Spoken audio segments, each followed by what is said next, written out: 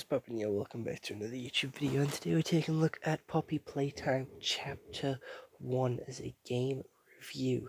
We haven't done a game review in a while, and we have finished 3 games recently on the channel. We finished Garden of Ben Chapter 1, we finished Poppy Playtime Chapter 1, both of which have been absolutely taking the world by storm over on Steam and the Epic Store, all on PC, but they have finally made their way over to Xbox. I've got my hands on them because they are both free to play. So Poppy Playtime Chapter 1 is £4.15p, I do believe, on Xbox, or Garden of Ben is free on Xbox, but you have to pay £4.15 for it on PS5. A little bit strange, I know, but getting into Poppy Playtime Chapter 1, the story is pretty basic, especially for Chapter 1, but let's get into what Google has to say without any further delay. So it has a 9 out of 10 on Steam, a 4.4 out of 5 on now.gg, a 9 out of 10 on Softonic, and it is a survival game. Poppy Playtime is a 2021 episodic survival horror video game developed and published by American indie developer Mob Entertainment. The game is set in a fictional toy-making company named Playtime Co. So, you get sent a mysterious tape with a letter attached saying, "Follow the flower." You think everyone is dead, but we're still here. So you go back to the Playtime Co., you go into it, you basically get this grab pack, learn how to use it, get chased by Huggy after activating this machine, and you end up finding Poppy and killing Huggy. That is literally all that happens in the first one. I managed to beat it within under 40 minutes, which is quite quick for me, not gonna lie.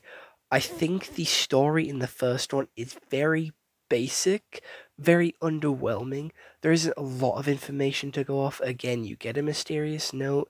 It sets up this sort of big toy factory with these really nice, really beautiful graphics and really beautiful world design. I think entering this toy factory is really cool. It's very strange. It's not factory-like. It's more of like a daycare-esque place with all the different rooms, gift shops, and sort of foam toys that are everywhere. And it kind of feels like a daycare and like a place you would go and visit, like a museum type thing. And they kind of turn the factory into that. And I do get why it feels like that. And I just feel like this place is absolutely fucking massive. Just based off the outside alone. Like, when you get shown the opening sort of screen, seeing that opening screen and the sort of opening image of the sort of huge Playtime Co., it spans for fucking acres. It is huge, miles and miles. It is massive.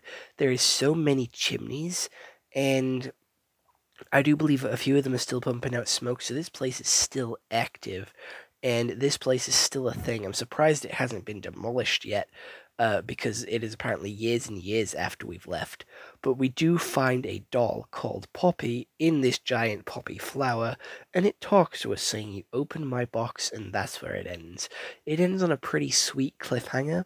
I like that because it opens the door for number 2. Again, you open my cage, you open my container, you open my box, you opened me. You have set me free, you have opened me. My main concern is, who sent that message? Who sent us that message if this doll is trapped in a cage?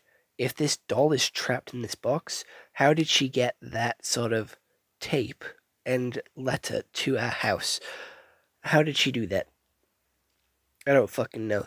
Huggy Wuggy was so against us being there as well. That chase sequence, it took me 3 attempts to do it, third time's the charm.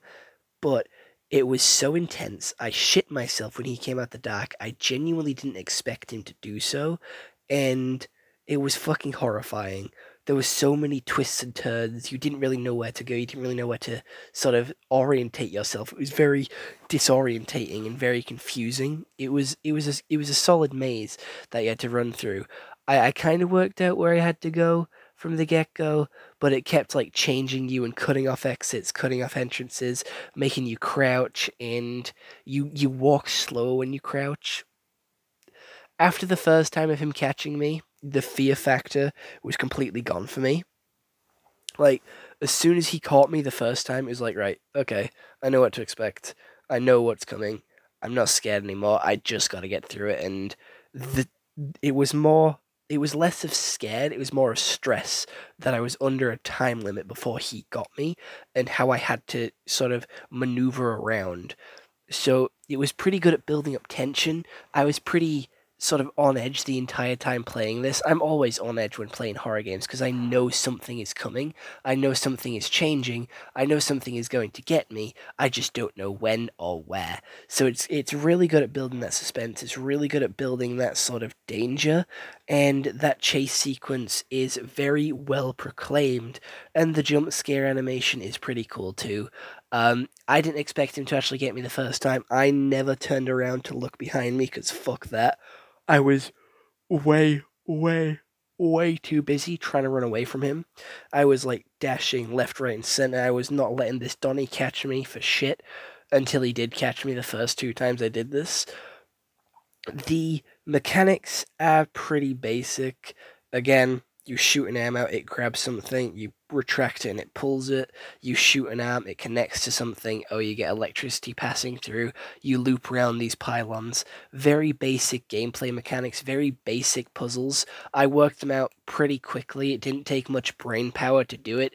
Again, it was like a speed run. I got through this within 40 minutes, and even the first puzzle, when sort of doing the color code, I knew that train was important. I just looked at the train and was like, okay, that's it. That train has like the colors that I need. Like, I don't know why that shit clicked in my head, because I've never seen anyone play Chapter 1. I've seen people play Chapter 2 and Chapter 3, so I know what to expect with those, but I've never seen anyone play Chapter 1, so I don't know why the train automatically clicked in my head as like an item of importance, but it did. I'm going to be honest, I quite enjoyed this experience. I don't think it's £5 worth of experience. Again, £5 for a 40-minute game. In nowadays standards, that's actually quite good. But again, I'm very stingy when it comes to games. I don't think it was worth the £5 I spent. Animations are really good. CGI, great. Graphics, impeccable. Story is quite weak. Set design's interesting. Puzzles are quite weak. So the actual gameplay is very weak. So I am going to have to give it a 5 out of 10. I feel like it's mid just based on gameplay alone.